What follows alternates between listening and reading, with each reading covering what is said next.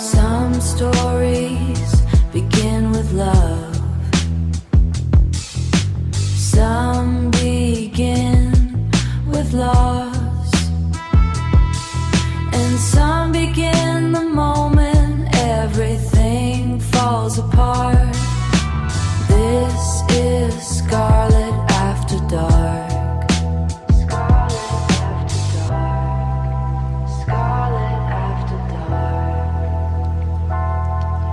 Scarlett After Dark.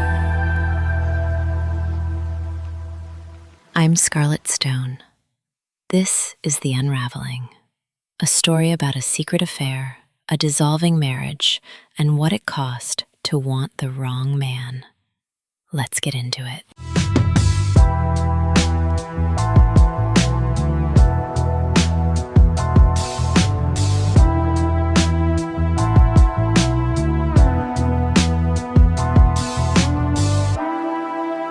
Chapter 16. Sliding back into my DMs. Time had been passing, not gracefully. Time rarely passes gracefully when you're trying to force something into a shape it doesn't want to hold, but passing. I was trying to create some semblance of normalcy for Penelope, to get her through her last years of high school with enough stability that the damage James and I had done wouldn't follow her into everything that came after. The letter had blown a hole in something that couldn't be fully repaired. I knew that. I was just trying to keep the walls standing long enough for her to get out safely. And I was trying, with varying degrees of success, to forget about David Rose. At least, I thought I was. We went to the Florida Keys in August 2023. The house was small and bohemian. 2 bedrooms, worn wood floors, surfboards leaning against the outside wall. The kind of place that doesn't apologize for being exactly what it is. It sat right on the water, close enough that you could hear it from bed. An outdoor shower, a fire pit on the beach. The Gulf so impossibly aqua, it looked like something out of a painting. The kind of color that makes you stop mid-sentence and just look. The beach was empty. Nobody disturbing us, nobody competing for the space. Just us and the water and the particular quiet of a place that has no agenda. We fell into a rhythm almost immediately. Sunrise walks with Coco, her trotting ahead on the wet sand while the light came up slow and pink over the water. Colin and I surfed, him patient with me in the way he'd somehow become patient about everything, both of us when the waves won. We'd settle our things on the beach in the morning and stay there all day, reading, swimming, snorkeling, occasionally ducking inside for a quick lunch and then back out, leaving our things exactly where we'd left them, like we owned the whole stretch of it. Sunset walks with the dog in the evening, the water turning colors. Fire pit on the beach at night, cooking right there in the dark with the water just beyond the firelight, the smell of it, the sound of it, the particular magic of a meal made outside that has nowhere else to be. I read more on that trip than I had in years. Long, uninterrupted reading, the kind that swallows you whole, where the waves become background and your own thoughts quiet down until there's nothing left but the page and the present. I let myself get engulfed. I needed it. I needed there to be no room in my head for anything but the ocean and the people right around me, and life on a gentle repeat I wished would last forever. It was the first trip I had ever taken where I had zero cares. All day on the beach, every day, nothing to manage or fix or worry about. I had never done that before. I didn't want it to end.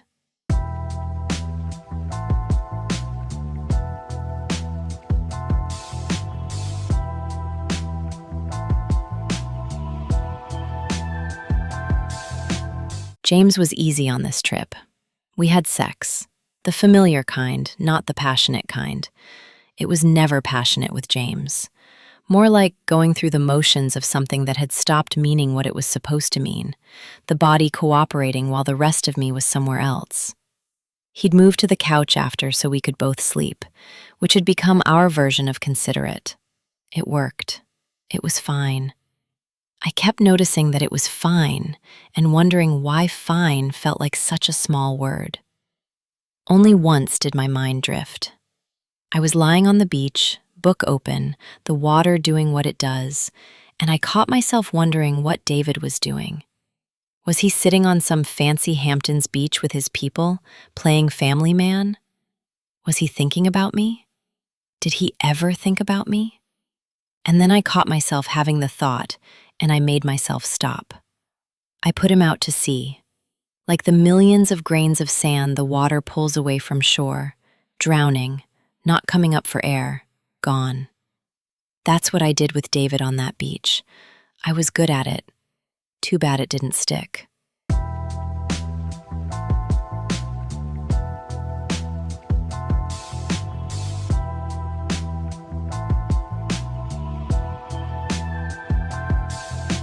When the trip ended, James drove Colin back to school and went from there back to Charleston.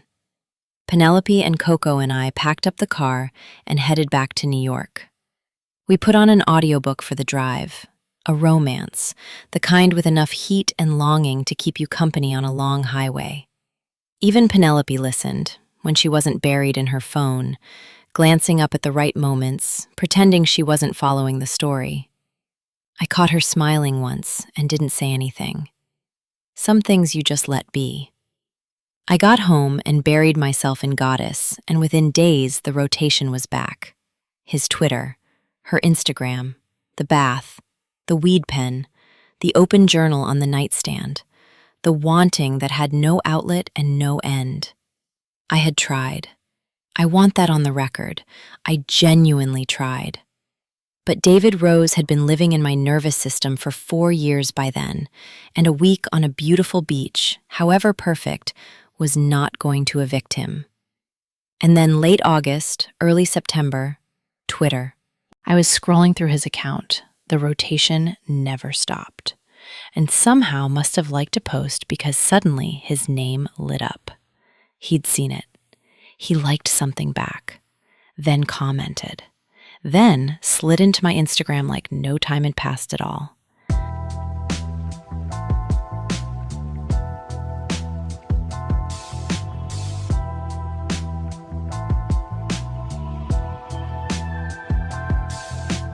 I followed him back. But something was different this time. Something even I didn't fully recognize yet. I was coy in a way I hadn't managed before. Left him on red. Kept my replies minimal. Didn't come at him the way I always had, full force, all cards on the table.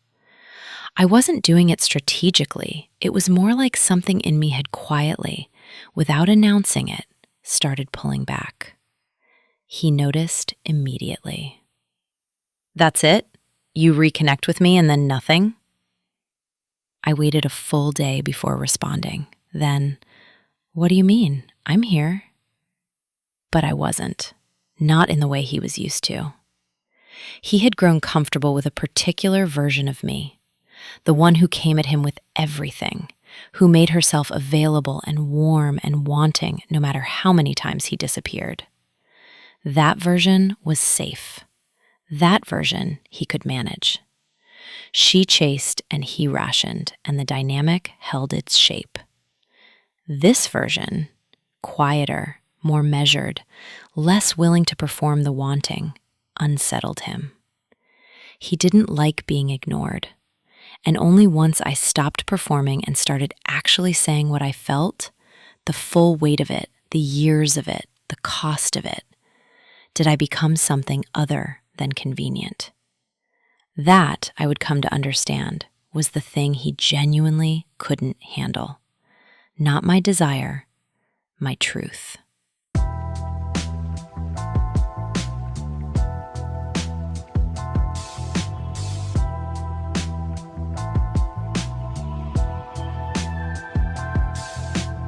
The dialogue started back up gently, cautious on his end, restrained on mine. You're so hot. This is dangerous. It is for you, I wrote back, but if we're both being honest, it'll be okay. He said he didn't want to hurt me. didn't want me to feel neglected. Those were his words, neglected, which told me he knew exactly what he'd done and had spent some time thinking about it. I noted that. I also noted that knowing and changing are two entirely different things, and David Rose had a long history of the former without much evidence of the latter. And then a close friend told me I hadn't been the only one, that David was a pattern, not an exception, that there had been others, women I probably knew, women who had moved through the same orbit and been handed the same warm vagueness and the same careful disappearing act. I tried to absorb that information cleanly and couldn't. Something in me cracked open in a new and ugly way. That's when the cyberstalking went from background noise to full obsession. His Twitter, her Instagram, every platform, every post, every like and comment, cataloged and analyzed. Who was he looking at? Who was he following? Who was commenting on his posts and getting responses? I was behaving like a jealous wife, like it was my business, like I had any claim on him, like the years of this had given me some kind of rights. And underneath all of it was a question I couldn't stop turning over. How does she not know? How do you not know that your husband has been doing this their entire marriage? With me, with others, with God knows who else. Maybe she knew and looked the other way. Maybe the arrangement suited them both. Maybe I was the fool who thought it meant something when to everyone else in the equation, it was just David being David.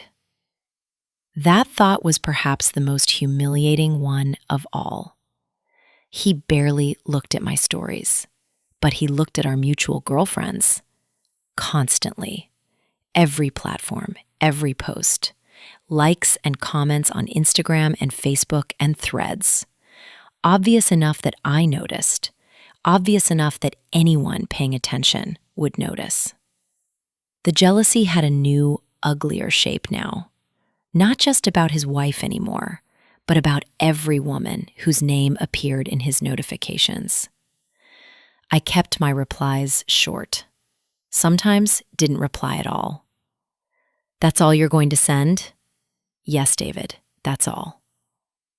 Eventually, the messages thinned to almost nothing. I could feel him rationing his exposure to me, measuring out exactly enough to keep the thread alive without letting it become anything. Which meant he knew what it was, which meant the choice to keep it exactly this size was deliberate. I had something to say. I had been carrying it for years, and it had no place to go, and I needed it out. The problem was that every time I had tried to have a real conversation with David, he vanished. With the kids, at a concert with his daughter. I'll talk to you tomorrow. And then 9 months of silence. Thanks for the judgment. Thank God I'm walking into my therapist's office right now. He had proven over and over that whenever I wanted to bring something significant to the table, he would disappear, deflect, or redirect the conversation back toward his own discomfort. He was masterful at it. And I had spent years swallowing what I needed to say because I knew the moment I said it, he'd be gone. I was in love with him. I had been for years.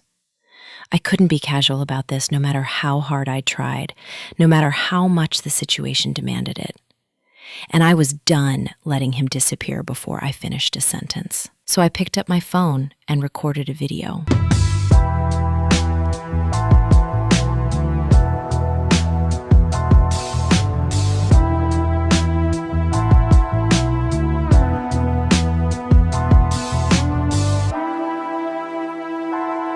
Chapter 17, The Confrontation. I recorded a video, multiple takes. I kept starting and stopping, too rehearsed, too angry, too careful. I needed it to be real, so I kept going until it was. until I stopped performing and just spoke. About everything. The moral hangover, the ghosting, the 9 months of silence after the most charged months of my life, the "you guys" text, the way he made me feel special and then made me feel like nothing, sometimes in the same week, the years of it, the cost of it, all the ways I had made myself available to a man who treated my availability as a given and my feelings as a management problem. I said I felt used, like a hooker. The only thing missing was an exchange of money. I had put him on a pedestal. He threw me out with the trash when it was convenient for him. I said I had given him the best of myself, my desire, my honesty, my patience, my body, and he had given me the minimum required to keep me available. I said it had made me feel like garbage, and I needed him to know that. Not to punish him, because I needed it out of my body. I texted him first to confirm he still had the same email address. He was at Newark Airport, the new terminal. Very nice, he said, as a casual aside, like we were making small talk. He and his wife had been in New York together for a wedding. She had stayed behind with her family. He was flying back to California alone. He had been in my city the entire time and hadn't said a word. Not a text, not a heads up, not even a casual mention that he was close enough to grab coffee. I only found out because I happened to reach out at the exact moment he was heading to his gate. Had his wife been beside him, I doubt he would have engaged the way he did, freely, easily, like we were two old friends catching up rather than whatever we actually were. I sat with that for a long moment. The timing of the video couldn't have been more of a gut punch. Whatever he was expecting from me, it wasn't that. Not right then, not from that terminal, not on his way home from a wedding with his wife still uptown. And I hadn't even known. I hadn't planned it. It just landed that the way things sometimes do when the universe has its own sense of occasion. Then the texts started coming. Frantic, back to back. He couldn't open the file. It's not loading. The file is too large. Are you there? Now you're not responding. I could feel the anxiety in it, the not knowing what was coming, the particular discomfort of a man who had spent years controlling the pace of things, suddenly unable to. I waited a beat before responding. Open it when you're back in California. No rush. He replied the next morning.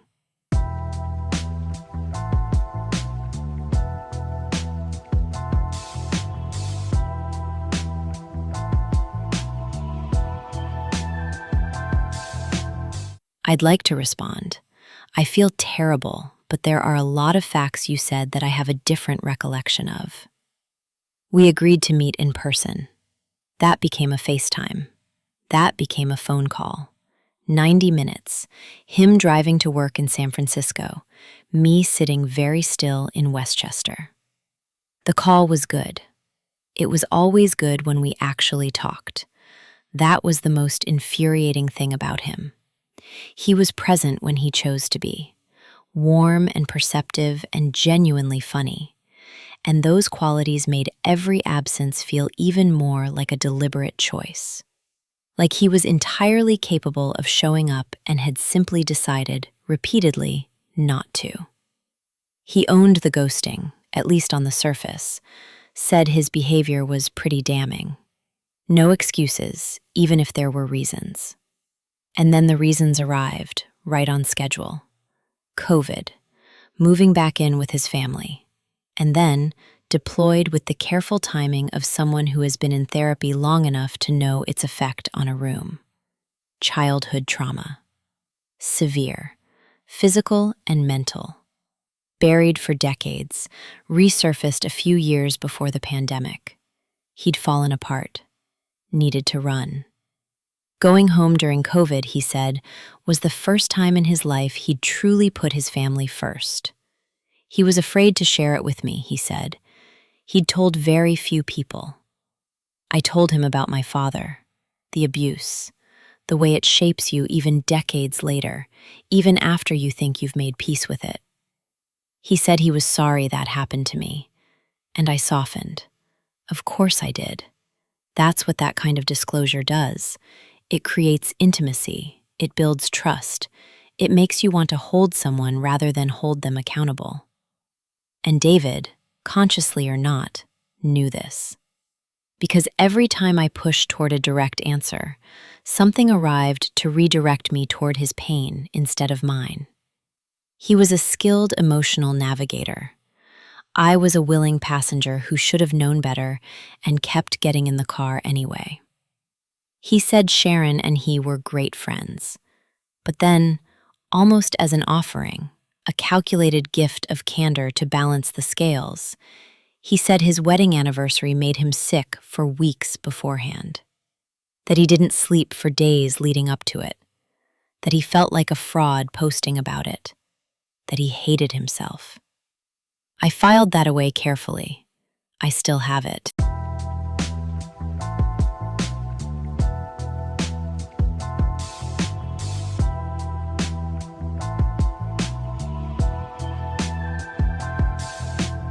I asked him if he'd ever really been into me. Yes, of course I was into you. And then, without a breath, you wanted more than I could give you then. It wasn't a slight to you, which is a very elegant way of answering a question while quietly answering a completely different one. I noticed. I let it go anyway, because what was the alternative? Push harder? He'd have produced another layer, another deflection wrapped in enough warmth to feel like honesty. He was good at this, better than I was at seeing it clearly in real time. I told him I wanted him more than I'd ever wanted anyone in my life. Oh God, he said. Only this time, those two words weren't spoken with excitement. They landed flat, the sound of a man who was tired of being wanted in a way he couldn't reciprocate, or wouldn't, or both. I said, "You're not married to your kids."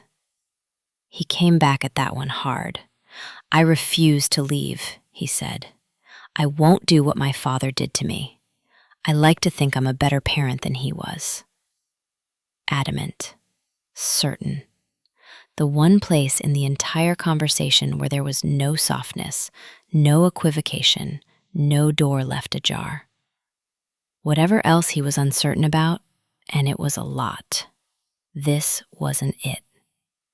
And then, almost as punctuation, "I swear on my kids' lives that everything I've told you today is the truth."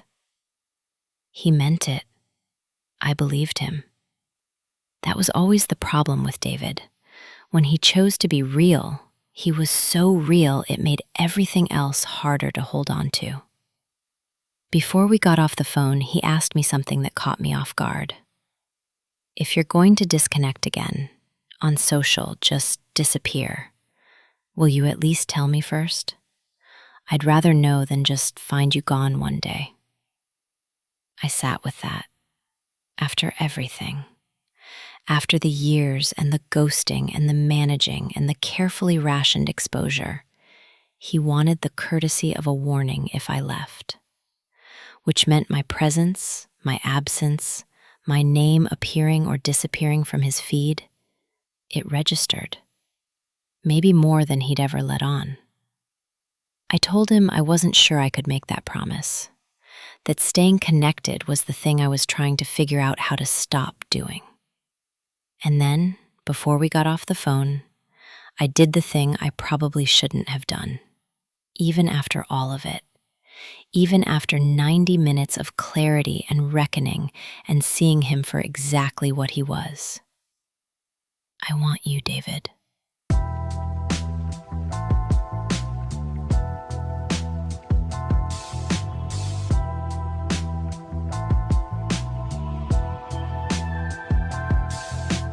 A pause.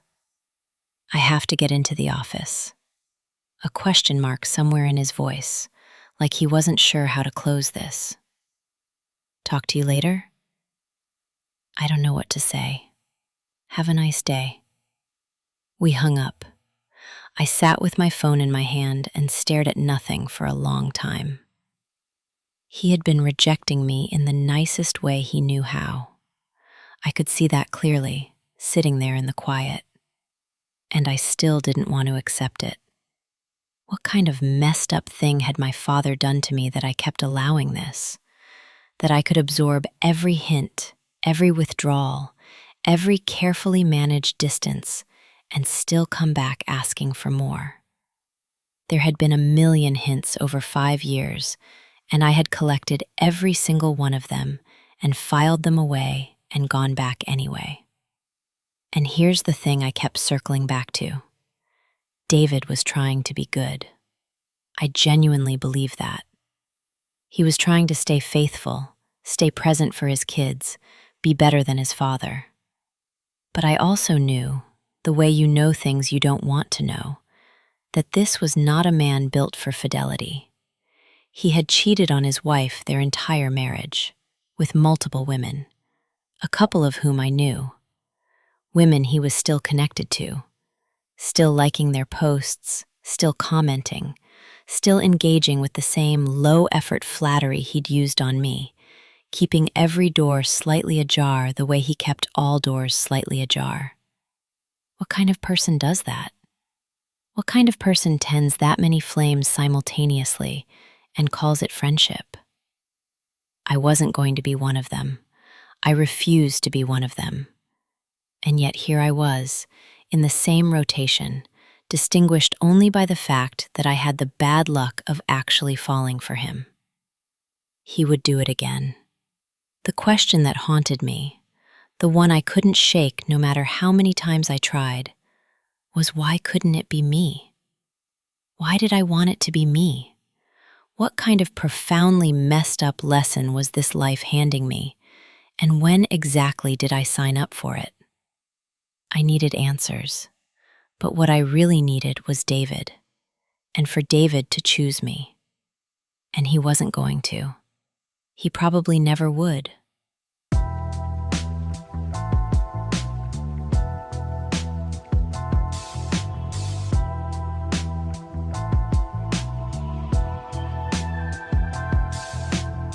I have never in my life felt a connection like this with anyone.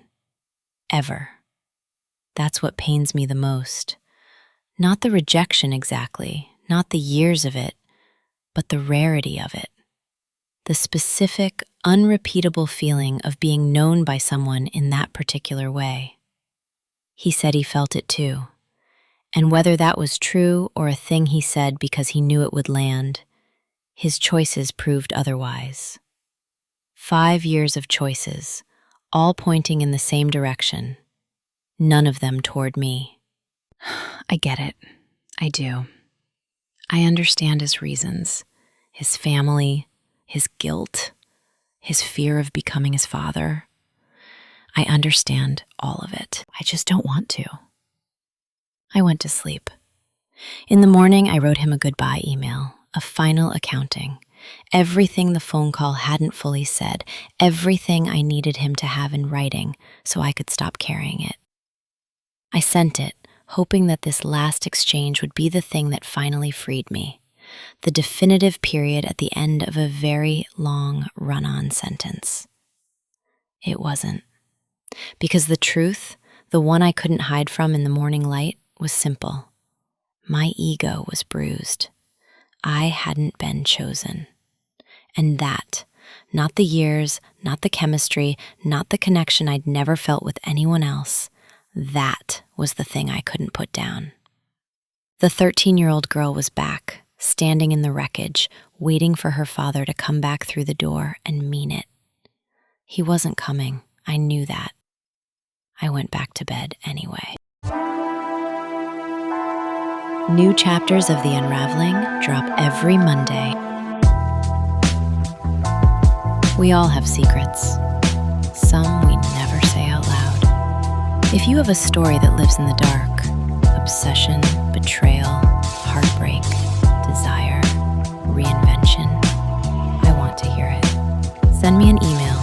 soapservice68@gmail.com or find me on YouTube at Scarlett After Dark Official. Your secrets are safe with me. Let's tell your story. This is Scarlett After Dark. Scarlett After Dark. Scarlett